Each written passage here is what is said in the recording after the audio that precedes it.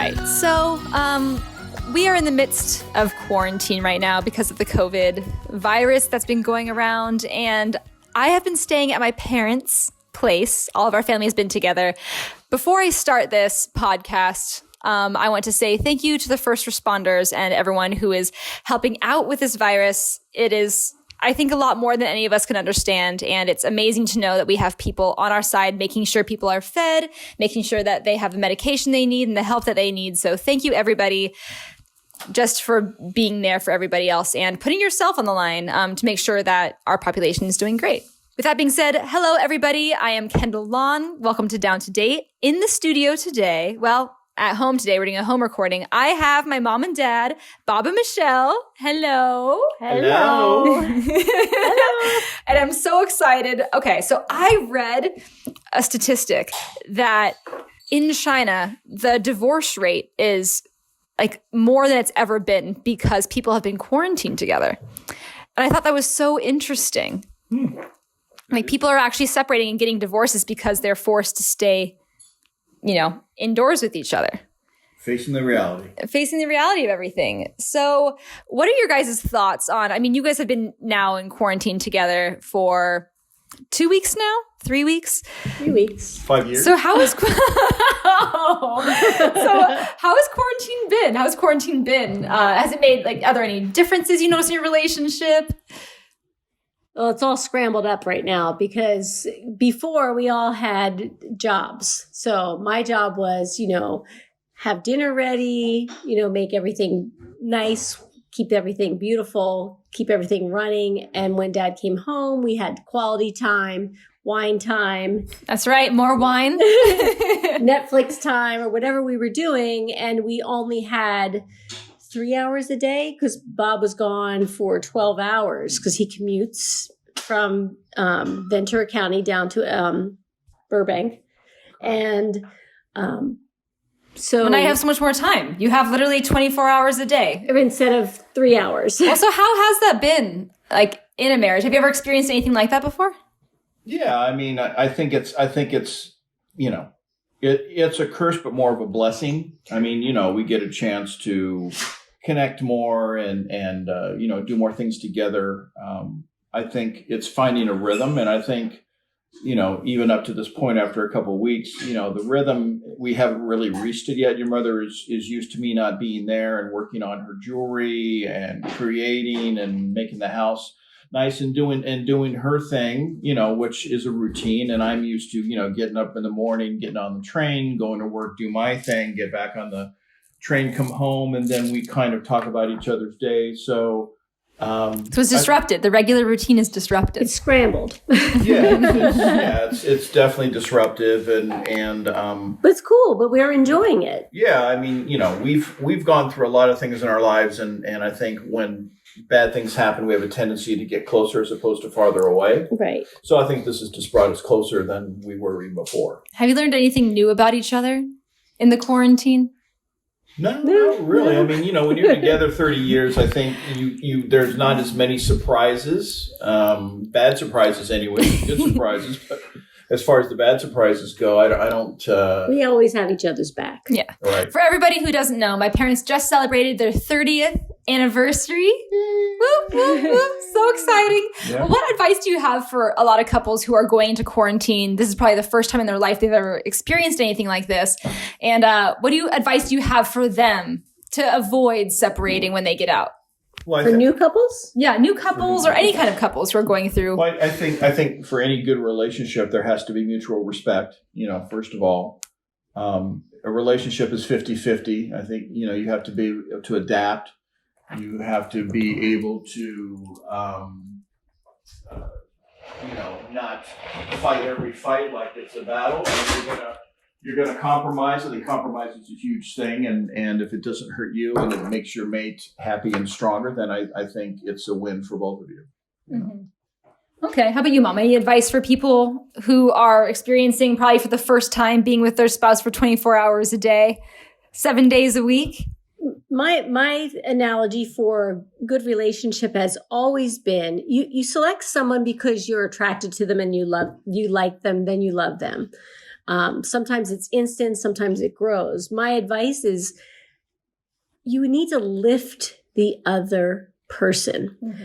And I think that has been the ingredient that I've used for 30 years is that you build them. You don't tear them down. You don't make them feel bad. You build them up. You lift them. You encourage strengths in each other, not chip away. Yeah. And coming from experience of being in relationships, I feel like it's the easy route to just, when you're feeling stressed, to bring the other person down. And I think over time you learn that building each other up just makes a better kind of marriage and partnership in general. Right. And so I've learned that from you guys. I feel that every day you have a choice. And I always use as an example, you come to a fork in the road. Every day you wake up, you have a choice.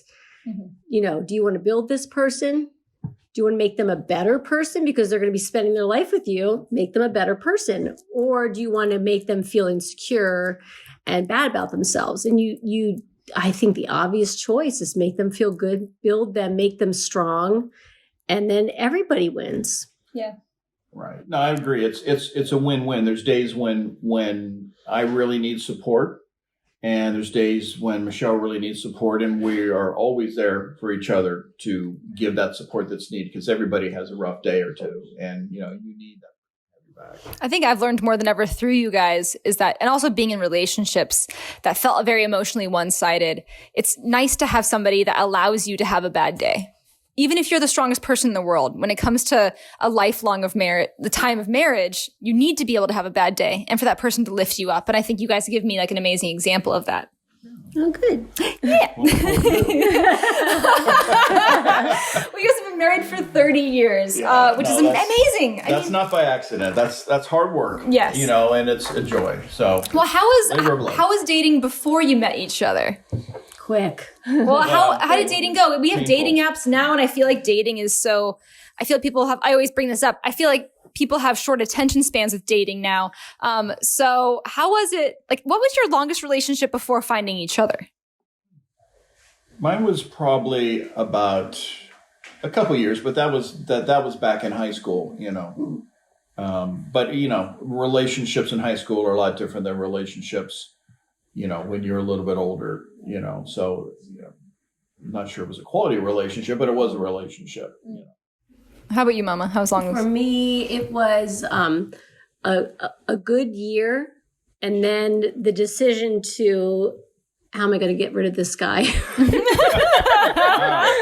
good year, and because you sense when the trusts have been broken, and when the boundaries are pushed, and you instinctively know that you need to get out, but it's finding that little parachute to jump away. But that's all. Well, I think that's what multiple relationships will do for you. It will help educate you on what you are looking for and what you're not looking for. And I think you can make those choices whether or not that person is right for you fairly quickly the older you get because you've met that person before. And that's not a person that, is going to be additive to your life. I feel like being someone who's only been in relationships, the longest relationship I had was my recent one, 1.5 years. But comparing that to then marrying someone and having a relationship for 30 plus years, how is that transition going from relationships that were only 1 year, 2 years, 3 years to now 30 years? There are a lot of things you didn't. I have the perfect because this is how I see it with Dad and I. I mean, we met and there was an initial attraction. So you get that, which we've all had. And I think you come to a point when you're dating early on that you decide to meet, turn, and walk to the future together. And I think that's what we discovered really early because we were we knew. You got married within, 6 months when you first met? We met at the end of July. And I actually had to go. I went back for a couple of weeks to visit my family away. But we knew I came back and we were never apart. So we came back. I came back from my vacation with my family and we literally knew by Halloween. Mm-hmm. And we were like, oh my gosh, how are we going to tell people? Because they're going to think we're crazy. Yeah. But we knew that, it's a point where you reach where you're everything clicks. You turn and you walk towards your future and you see the same path. And I think if you see all these different paths with other people, you know, and you're not in sync, something's off. And your soul will tell you that. Your gut instinct will tell you, I'm trying to make this work.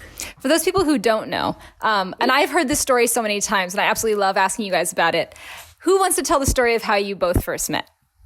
You go ahead, Daddy. Daddy's going to go ahead.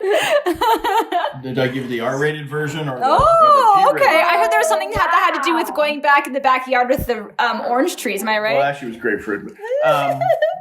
Well, no. So we both, I took a second job as a bartender at a restaurant, and the day that I left the restaurant, your mother started the restaurant as a cocktail waitress, and obviously, you know, it's a place that I still hung out because I get free drinks and, you know, I had friends there. So anyway, my roommate and I had decided we were going to have a party at the house, and as is per usual, you invite as many women as you can. Invite those ladies, Dad. So the ratio's got to be high, you know. So anyway, my roommate had invited a bunch of girls. He was a waiter at the same restaurant, and one of the girls he invited was Michelle, and you know, from what I found out later is that Michelle, her goal was to meet me, which only God knows why, but I said, if your roommate is going to be there, I will come. I've heard both sides of this story, and as Mother was saying, I heard that you wore a special outfit. Oh, yeah. That intending to get with Dad. It was a lure. A lure. She had a lure. She knew what she was doing. She damn well knew what she was doing. Well, I had worked that evening, and I knew that the party was that evening, and I gathered my girls because that was my job, was to gather as many women as I could of my friends. That's right. I had a lot of beautiful friends. So, of course, I went home after work and showered and got all beautiful, and this was in the 80s, so Madonna was huge. Oh, yes. Huge. So, yes, I did have on my peplum, which were basically... Peplum? Peplum. Which what is are peplum? I don't even know what that was. It sounds really weird, but it's biking shorts, which you guys all wear now. I'm wearing biking shorts right now. Right. But there was like a little skirt attached to the top of it. So you were like basically in biking shorts with a skirt and then a crop. Oh, yes, the crop top. But then the best part was the best part socks. for it. What was the best part for you, Dad? What was the best The over-the-knee socks. Over-the-knee socks. All in black. Oh, okay. Which I never wear anymore. Oh, I love over-the-knee socks. That's a big guy getter, the over-knee socks. Over-the-knee socks. You know what you're doing with over-knee socks. And chunky platform high shoes. Ooh, I didn't remember the shoe part. It's all about the ensemble. I was like really in shape. Okay, so we have the outfit. You're at the party. What happens next? Go ahead, Dad. Well, so it was late in the evening, and of course, you know, there'd been some drinking, not much, but there's been some drinking. Well, what did I come to the party with? Well, I'm about to get to that place. So your mother shows up with her posse, and she brings a bottle of champagne and from the 7-Eleven. This is all transcending into music video format in my head right now. And champagne from the 7-Eleven. Exactly. That's right. Expensive. Fancy stuff. And so she presents it to me and says, you know, basically, you know, here's a little bit of something for you. Thank you for inviting me to your party. Exactly. Mm-hmm. And so, you know, from there, it was a lot of fun and frivolity. Wow.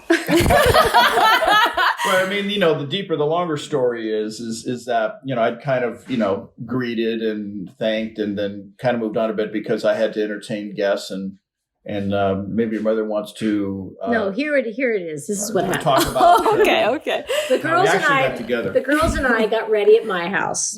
I had the peplum going. Yeah, I had the peplum going on. socks. I had the over the knee socks. All black ensemble, Madonna. Crop top. Essential. Came over, got the champagne with all the girls, came over, and then when we walked into the house, it was like Animal House. Like there was like a togas. There was like a spittoon on the fireplace. Like we were like mildly horrified, but also intrigued. Oh, I'd be intrigued. Like let's just get a cocktail and this like meet and greet and go around. Then when we're using the spittoon, just to be clear here. Yeah. No, it was just there. Held match. We noticed it. Okay. It was definitely a guy's pad for sure. Yeah. Yes. Bachelor pad. Yeah, bad rug. It was Animal House-ish. Bad rug and bad things, It needed a woman's touch is what it needed. Everything was circulating around drinking and not doing laundry. In that order. Until Michelle got there. Well, so then I mingled and we didn't know anybody. So we were mingling and there was a gentleman at the party. Gentleman's being very kind. Older man, dyed hair. And this was back when there was no cell phone. So this gentleman had an enormous, like the size of a basketball shoe phone. Okay. And was pretending. I'm glad you said phone. I wasn't really pretending. Was sitting on the back porch, pretending that he was having a conversation with a producer or something. Like we were all so impressed. Trying to impress. We were so impressed. Obviously. Yes, and I found a moment where I kind of was like, God, I haven't seen Bob. Where's Bob been this whole time? Where's Bob? So I took it to my advantage to go and tell Bob that there was a older man at the party who was really kind of troubling. Manipulation at its finest. Yes, and that he needed to come over and save me because the guy was like going to ask me out on a date, and I really didn't want to go out with the hair dyed. You're the white knight, Dad. I had no idea. And then fast forward, I hear there was something that happened in some grapefruit trees. Well, after I saved her and I told the producer that Michelle and I were actually going to Vegas tonight. Which we almost did. We almost did, actually. And he backed off. And Wait, Vegas for what?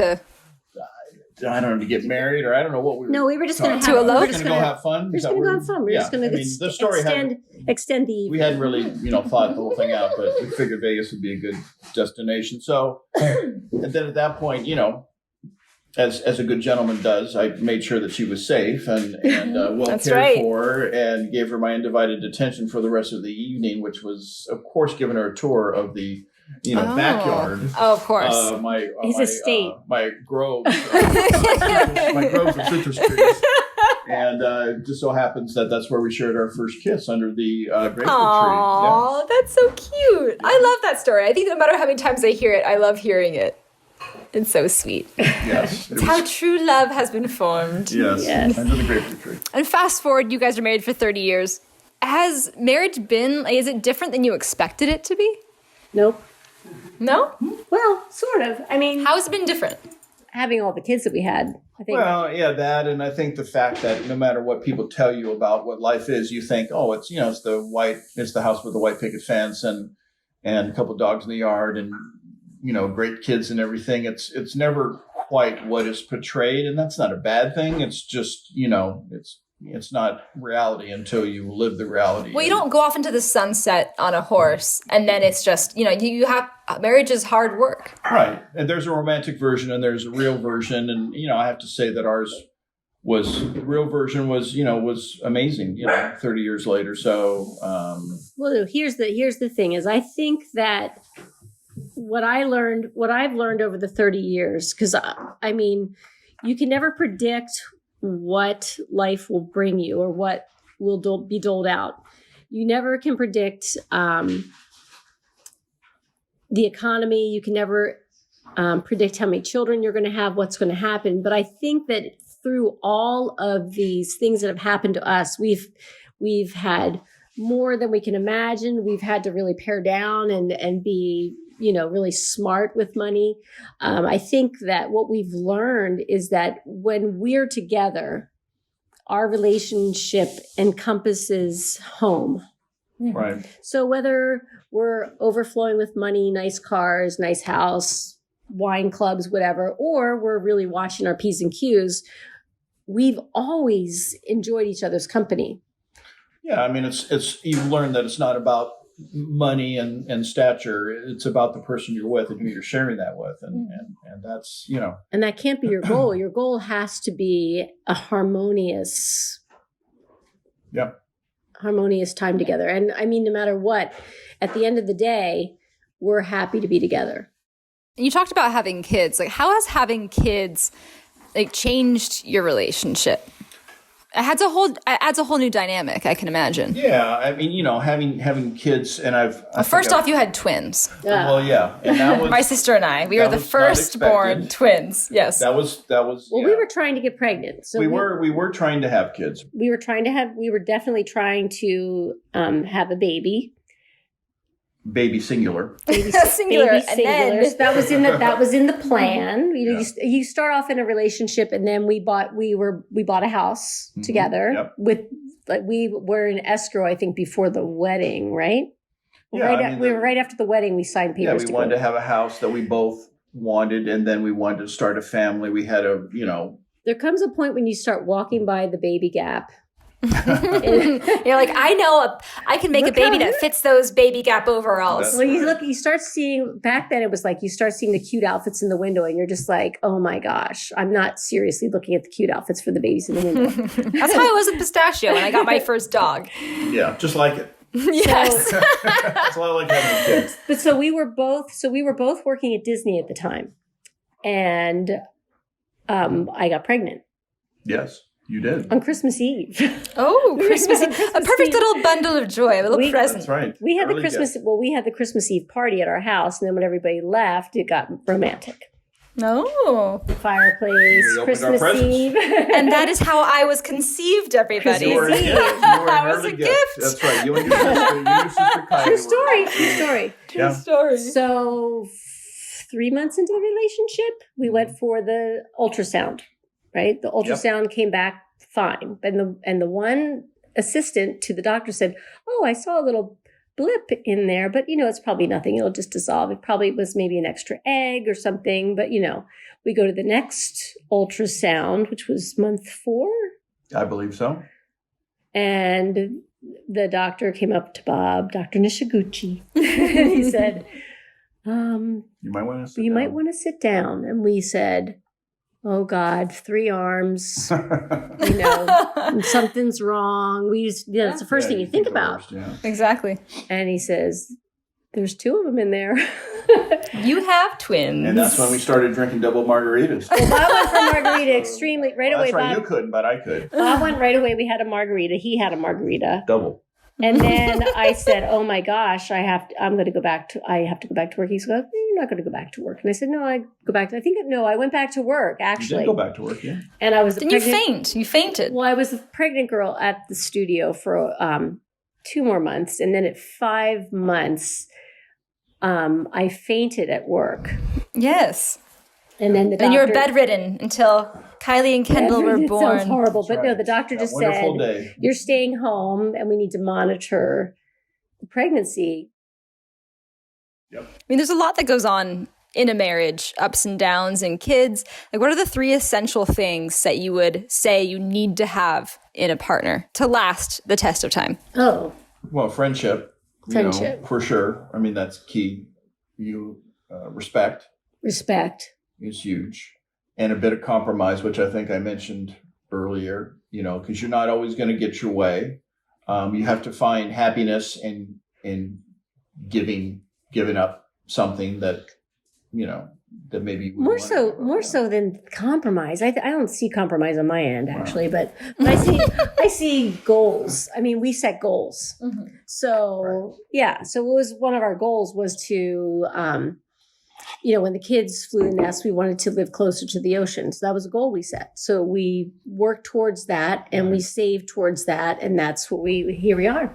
Here we are in Oxnard, right by the ocean. Point Wainini. 4 miles of beach-loving joy.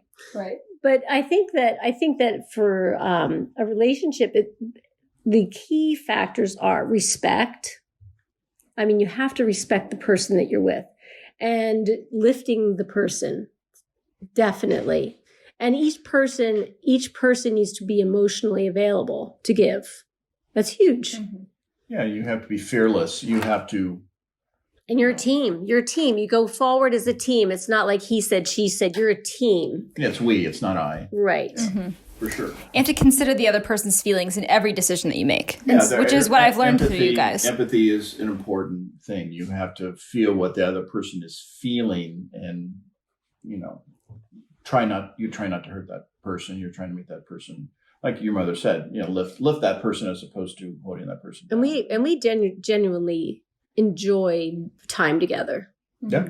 Because I know so many people, and I have to say most of their marriages have failed, who were like, oh, we have to have that trip to Vegas with just the girls. And, that's trouble coming. That's like, you're not comfortable in and I'm like, and I have another friend who has a very successful marriage, and we're just like, go to Vegas without our husbands? That's like insane. Why would we do that? Well, you want to feel secure in your relationship and feel like you have each other's best interest in mind. Well, you want to experience life together. I mean, anything you do, you want to do it together, whether that's going to Vegas or, right. whatever you're doing. Which you're we do excited to experience it together. Yeah. But yeah, the thought of me ever making him doubt feeling secure in our relationship never comes to mind. I mean, I would never, ever, ever put him in a position that made him worried that I would be unfaithful. I mean, when you take your vows very seriously. I mean, that was, and you don't think of that. I mean, because you're just like, oh, we can't wait to be together. But we were really excited to get our lives started. It wasn't like, oh, I'm frightened. We're like, bring it, bring it. Trust that. And one thing you guys have always told me is trust that inner voice that you have in a relationship. That's huge. Yeah. Trust that inner voice. And that inner voice tells you before you go to bed, when you wake up in the morning, it tells you what you truly want and if this relationship is truly right for you. Right. And one of my biggest advice that I always give all my children is, and especially the girls, when you're in a relationship and you're lying in bed next to that person at night, listen to the voice. The voice is going to be saying, what he just said made me uncomfortable, made me feel sad, made me feel alone. Mm-hmm. And listen to that voice. That is the voice that will echo for years. Yeah, and you always say, because of how this person makes me feel right now, I know I could never marry them. And that's how you know. If somebody made you feel less, someone made you feel like that you were second, or made you feel like you were an option. And your voice tells you to run away from that. Yeah, you're not an option. If you're not the main squeeze, you ain't no squeeze. You have to be the main squeeze. That's right. All right, so I have a little bit of a fun game to do for the end of this podcast.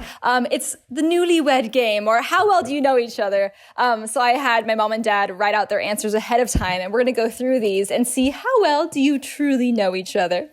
All right, so in front of you guys, you have the answers that you have. I'm going to go through them really quick, and I want you guys to tell me what answer you had for each other and then what answer you had for yourself to see how right you guys were. Okay. All right, so the first question I asked is, what is each other's favorite food dish? So, Mom, what did you say Dad's favorite food dish was? Sadly, cream of tuna. Cream of tuna. Now you're mocking me. Dad, what did you say yours was? I had a second thought, which would be a crock pot roast. Or Dinah's chicken. For those of you who don't know what cream of tuna is a can of tuna with rice and milk. Heavy cream. Is tuna made into like a tuna cream. It sounds so appetizing as you horrible. say it. It's horrible. People hate me now. I don't eat this, but it's not my favorite meal. What's your favorite meal, He Dad? actually brings it to work, and I said, people at work are going to be gone. There's the It's like part of my childhood memory, No. cream of tuna. People, Yeah. when you We bring it used to to like it as when you I bring it to I work, loved people it. are saying, "There's the cream of tuna guy." They're saying it behind your I back. never heard that. Dad, what's your actual favorite dish? Well, my actual favorite is my wife's filet mignon. Oh, okay, getting I fancy thought up about in that. here. I feel bad now. I did. That's something you made over cream of tuna, because that's it's a tough call. It's an essential staple, I would say, of Not our exactly. childhood, Not cream at of all. tuna. That's not if you're gonna. All right, but I do make. I watch. Who's the girl that I do the cooking shows for? The only skinny cook out Italian there, one. the Italian girl. Yeah, Giamo. Giada, with the smiling, chopping everything all happy. I love her recipes. The girl has got it. I'm telling you. And she does the pepper seared filet. And that is Daddy-O's favorite meal, huh? I would say that would be my favorite. Oh, what do you think Mom's favorite meal is? Well, I'm going to have to say that would be the quiche love roll. Oh, that's not what I said, but it is. I would have said the quiche love roll too. So the quiche love roll is like a lobster roll, a sushi roll. That is lobster, salmon, tuna, but I have that when I go out to lunch with Colton. Oh, Colton's my brother. My favorite meal would be salmon. Salmon. Because I make a killer. You have it all the time. How could that be your favorite? Because I love it and I make it all the time. You can't go wrong with salmon. I would have it 4 times a week if I could, because I make a really nice salmon. Well, question number 2 is, what is the household chore you guys dislike the most? Mom, what did you say Dad dislikes the most? Toilets, yeah. Who likes to clean a toilet? I said cleaning the bathroom. Yeah. So that would be true. What'd you guess, Dad? For your mother, she doesn't like to clean the floors. It's not that I don't like it. It just takes a long time. Well, that's, What'd you say yours was, Mom? Toilets. I think toilets all around is like the least favorite chore. Heebie-jeebies. Especially when there's like splat. Oh, how do you want to get there? I'm not even talk about it. I'm not going to talk about it. All right.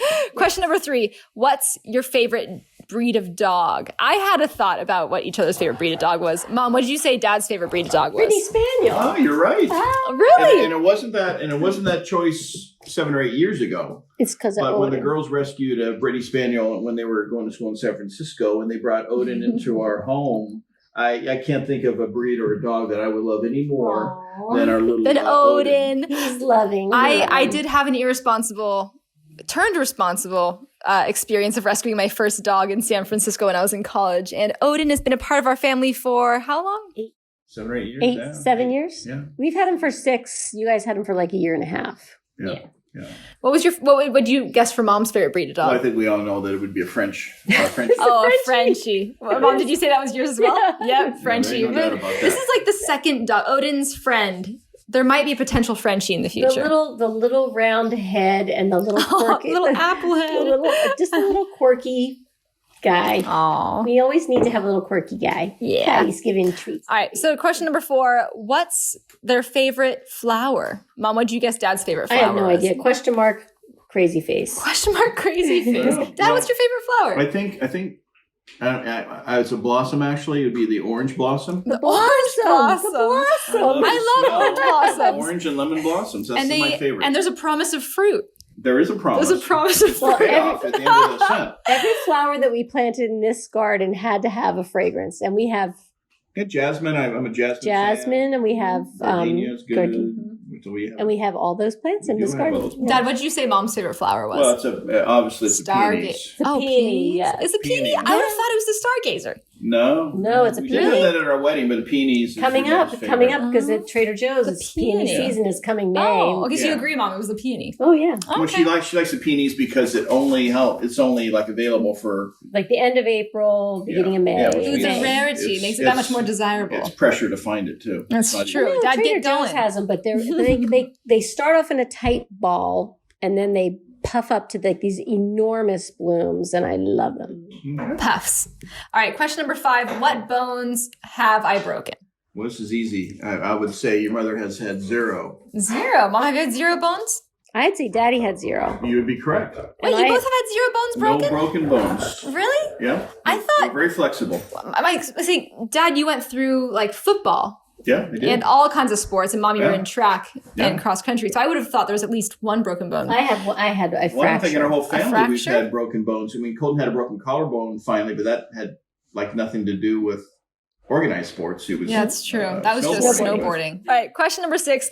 What's your favorite restaurant? So, Mom, what restaurant did you guess was Dad's favorite? Dario's. That would be incorrect. Incorrect. My gosh. Really? Wait a minute. Is it the other Spanish restaurant in Burbank? Is it no? Ding Tang Fong. Oh, I love. Yes, of course. Ding Tang Fong. That's one I love that favorites. place. Some and then some. They have great dim sum. We need to go there as soon as this is over. As soon as the quarantine's over, we're going to Ding Tang Fong. Dad, what did you guess Mom's favorite restaurant was? Tao. Tao. Yeah, Tao. Every year, my parents go to Las Vegas for my mom's jewelry show. And then they go to Tao. That's right. It's a tradition. And that was the first place we met Joe. That is true. The first place we met Joe was at Tao. That's the truth. We had And- shared many a course of meals there. Yeah, we talked him into stealing the chopstick holder. Don't tell people that you stole the chopstick holder. It was a test, a long family test, and Joe did successfully steal Right, he the passed chopstick first test. perch. And on the bottom of the little guy, it says "stolen from the towel." That's right. That's right. I think so many people steal those Tao little porcelain Yeah. chopstick holders that you have to. All right. Question number 7. What was your first job? Okay. So, Mom, what did you guess Dad's first job was? Age 11, paperboy. Oh, yeah. Very good. I knew it. I knew it was Paperboy. Yeah. All right. Dad, what did you guess Mom's first job My mother was? was a paper girl. I was a paper Girl. Aw. And the paper boy and paper girl ran into the sunset and lived happily Yes, ever after. exactly. That's exactly right.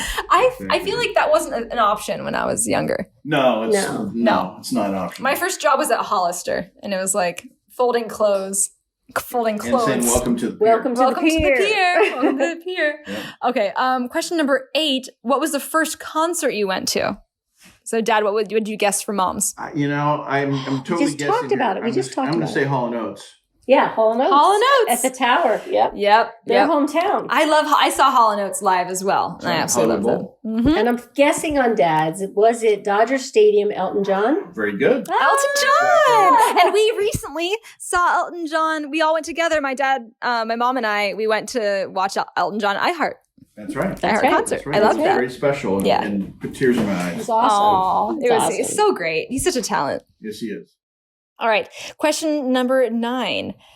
Name one childhood pet you had. So, Mom, what was a childhood pet that Dad had? It was Teddy Bear, the poodle. Well, that's true. But the one that made the most impact was Timba. Timba. I remember Timba. Ooh. Timba was alive when I was younger, He was. right? He was a white Samoyed, and Yeah. and Very puffy. he was awesome. Very much. He has the same personality as Odin in many ways. Very Aw. gentle, Mhm. gentle animal. It's very gentile. Yes. Dad, what was a pet that Mom this had? This is easy because we hear endlessly about Oh, you do hear about endlessly. Mr. Casey the We Beagle. do. We hear so many stories about Mr. Casey the Beagle. He had the fish hook in his cheek. I remember that. He stole the fish that was attached to the rod and got the fish hook. Mr. Casey was a wild dog. He was wild. Question number 10. What was each other's childhood nickname? So, Mom, what was Dad's childhood Oh. nickname? Easy.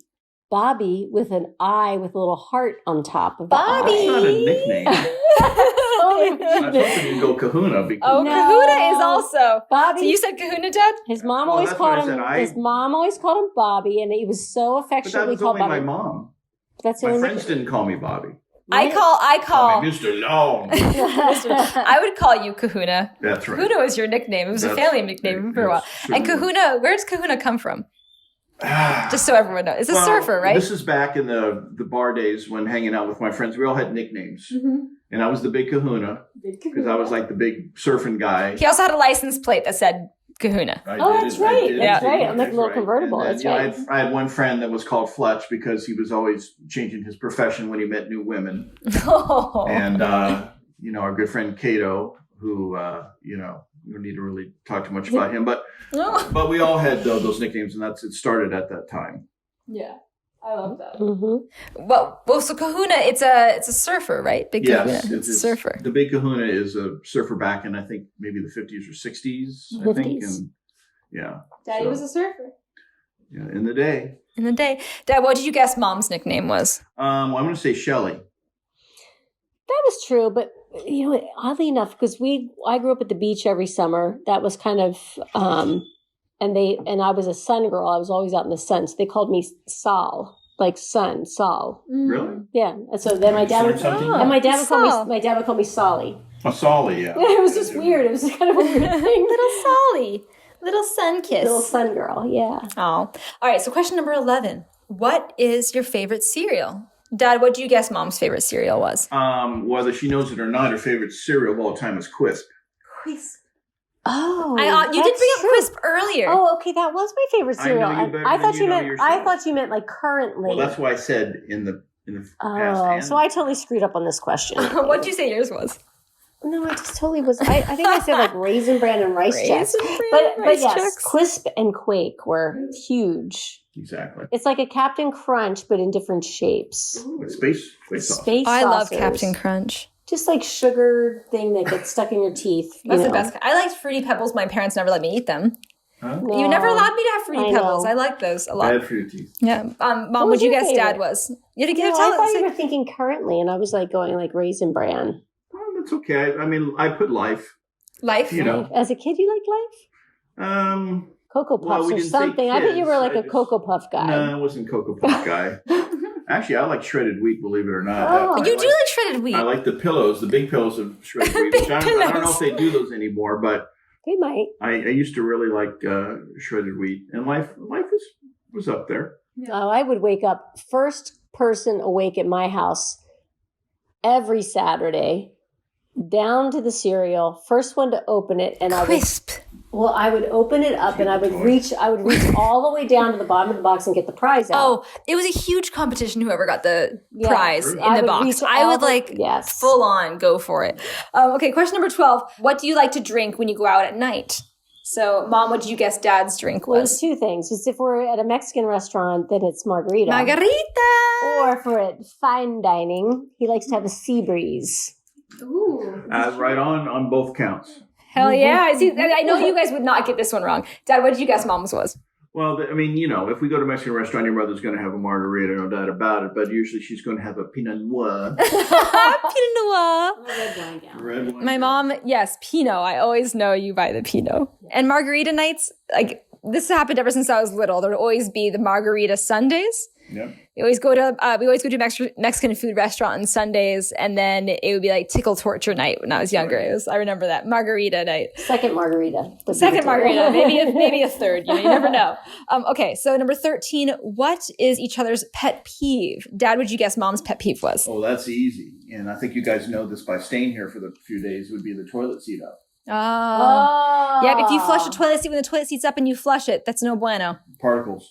Particles. My parents, Mom gave me a breakdown of what happened when you flush the toilet with the seat up and the particles. It was like a scientific chart she sent everybody. Yeah. That was a Did I thing. send you a You chart? sent like a whole chart about where the particles go, how far they. Well, if you watch like Bill Nye the Science Guy, or you We're watch getting one of those- scientific here. Yeah, any of that little scientific show, they always, what was that one show where they were like saying how far the particles went? They found That was Mythbusters. Mythbusters. And they tested it on the toothbrushes and They everything. found Guys, particles are everywhere. particles Particles are in the everywhere. next room. That's a good pet peeve to have. So- Mom, what'd you guess Dad's pet peeve was? I said none. He doesn't have None. any. Do He's you know just, what pet peeve, Dad? Well, maybe- your mother's right. He's very pretty easygoing. very But easygoing. as far as like on a Saturday or Sunday when I've had a long work week, I don't like to have too many honeydews. Not too many honeydews. Oh. Which is a list. A honeydew is a list of things that need to happen Oh, around the house. honeydews. I'm very nonchalant about that, though. No, you're not very nonchalant. You're very not subtle. So I'll sit there, be relaxing, and goes, we really need to put that hanger up on the door. There's a lot. I know that there's a And, lot of there's a lot of honeydews. Yes, in and the of weekend. course, I immediately get up and put down my iced tea and my book and perform, He's a handyman. which is where the compromise came. That's right. All right. This brings us to our last question. I always like to talk about love languages. So, what would your spouse's love language be? So, Mom, what did you guess Dad's love language would be? And the love languages are quality time, physical touch, acts of service, gifts, words of affirmation. Quality time. Quality time. Is that one you write for Was yourself, it Dad? gifts? Was it No, I put affirmation for both of us because I think we kind of talked about this earlier, that when you're with someone, sometimes you take it for granted. I think it's very important to take the time to say how much you appreciate them and what they do. I mean, your mother washes, my stinky clothes every day and folds them, and you could just think that's an automatic thing, but every now and then it's like, oh my God, she's like doing this every day. She's folding them every day. I know how much I hate folding clothes, but she does it, never says anything about it, and I appreciate that. And I want her to know that I appreciate all the stuff that she does, and so for me, affirmation is pretty important. I love that. Mom, did you write affirmation for yourself? No, I wrote quality time because I really value at the end of the day, and this is really important for, I think, every relationship. I like to celebrate every day. And I think that if you wait for a birthday or an anniversary, then you're missing the quality moments that you have every day. So I always look for gratitude every day, what I'm grateful for. And we always have practiced this as a family. And every single day when Dad comes home, I make sure that the house is welcoming. So welcoming meaning when he comes home, I'm cooking dinner, which I really enjoy, because at 4:00 I work all day. I work doing my jewelry line and everything that involves that. And then at 4:00 I put everything down and I either go out and get fresh ingredients, and I cook fresh every day. So I either make steak or fish or whatever. And I do, and we have wine. I buy flowers. I always make it a special day every day. I don't think you need to wait for the holiday. Mm-hmm. And we buy Pringles. Pringles. Wow, that was wine, fireplace, cheese. Wine, I always light dinner's a fire ready. in the winter. I always pastry. It's how you end the day. It's the little things. Yeah. Well, yeah. When Dad comes home, I just make it a point. I light a fire. I lay the fire, and then I know he's coming home at 7. So at 6:30, I light the fire, start the dinner, get the wine open. Make sure, and then, then it's an enjoyable, and we have a really enjoyable time together. And I've learned a lot through your guys' relationship, and I feel like that's something that I aspire to have, like moving forward in relationships. And in closing, I'm going to ask you guys a few questions. I want to know, what's your favorite thing about each other? So, Mom, what's your favorite thing about Dad? There's a lot of favorite things. I mean, I think that he is the calm in the storm, and it's, when things are stirring up and things are crazy, he's the calm in the storm. He's the guy that you go to make everything feel like it's going to be okay. He always makes me feel safe, always makes me feel like it's going to be okay. Yeah. What's yours, Daddy? What's your favorite thing about Mamacita? Wow. Well, like your mother said, there's quite a number of things. I'm trying to put my finger on what would be the most one that I would think of most, and I think the fact it's almost a love and a hate thing almost, because of all the people I've ever known, your mother morally is probably the most amazing woman I've ever met. I mean, she always takes the high road. She never cheats, never lies, never does anything that would compromise who she is, and I really respect that, because, I think people try. people try, but people try. It's, and like I said, it's a little bit of a curse, because I know I'm not perfect, and I feel that your mother is. Oh, that's not true. No, I think there's one more thing I want to add too that I think is very important in this couple's discussion. But we always take the high road. We've been through good times. I mean, we've been with feast and famine, and we've been blessed with beautiful, smart, loving children. Oh, thank you. But we've at a very, very young age, we kind of made you enjoy, being in your alone time with a book or a toy, and we made you happy with just one or two independence and being able to enjoy it's very important to enjoy your alone time. But it's also, I think, one of the things that as a family we do that's really makes us strong is that times when we have dinner together, which we always celebrate and make it ceremonial, we cook together, etc. I think it's so important, especially now. Phones away. Everybody put your phone away for 20 minutes during dinner and communicate with each other, because I think that this is a dying art, is communicating, toasting wine, enjoying each other's company. You don't have to see everything on your phone. For at least put it away during mealtime. Well, living in the moment. Yeah. One tradition we have for dinner that I always love is that before we eat, everybody goes around in the table and says what they're thankful for. Right. And we do that, and we demand we still do that. We do that, and we demand it of guests. Right, even guests. Coming to dinner. And they know, all of the kids' friends know that we do that, and it makes everybody stop and be appreciative. And I think that is such a small thing. It takes so little time, but it builds relationships and it builds bonds. Well, and it's huge now because of all the things that all these families are going through with this virus and everything. I think people get so caught up in the news about how many people are dying, and that's obviously very tragic, and it's horrible. But I think you also need to take time to be thankful for the things that you do have, you know, your family, your health, and Right. those things. And you need to put things in perspective. And When everybody's so stressed out, don't be so stressed out. Like, breathe. It's, you know, take those little moments that you take to walk the dog, smell the flowers, those moments become memories. No one's going to remember how many likes somebody had on a page. They're going to remember, no one's going to remember like what, you know, they're missing on a text, but you're going to remember spending time Exactly. with each other. And every little moment that makes each person individually themselves.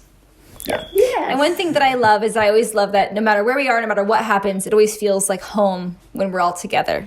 And I appreciate every moment with you guys. We're very proud of you, Kendall. Oh, We're thank proud you. of all of our kids. I mean, we've really spent a lot of time building our kids, and we hope that we want them to be comfortable and confident in the world. So, Well, thank you so much, Mom and Dad, Bob and Michelle, for joining me for an episode of Down to Date. I really appreciate it. And I feel like through you being my parents, I've learned so much about what I want in a relationship and what I aspire to have for my future, my children, my husband. So I will forever thank you for that. So thank you so much for joining me. Thank you for having us. Of course. This has been Down to Date. I'm Kendall Long, here with my mom and dad, Bob and Michelle.